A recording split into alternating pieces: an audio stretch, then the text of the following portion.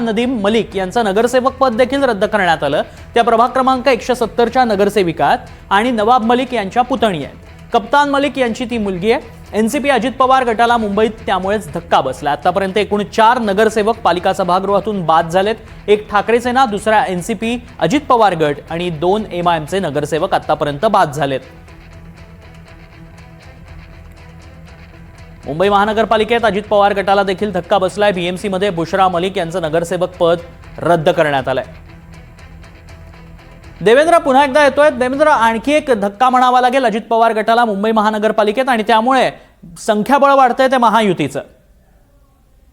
अगदी बरोबर आहे। राष्ट्रवादी काँग्रेस पार्टी अजित पवार गटाच्या बुशरा मलिक यांचं नगरसेवक पद जे ते रद्द झालेलं आहे। जात पडताळणीमुळे हे नगरसेवक पद रद्द झाल्याची माहिती आहे। 170 प्रभागाच्या त्या नगरसेविका आहेत।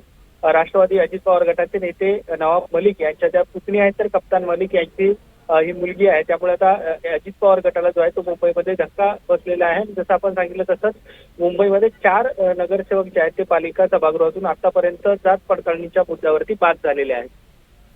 नक्कीच धन्यवाद देवेंद्र, आपण दिलेल्या सविस्तर माहितीसाठी। बीएमसीत बुशरा मलिक यांचं नगरसेवक पद रद्द झालंय। नवाब मलिकांची पुतणी बुशरा मलिक यांचं नगरसेवक पद रद्द करण्यात आलं।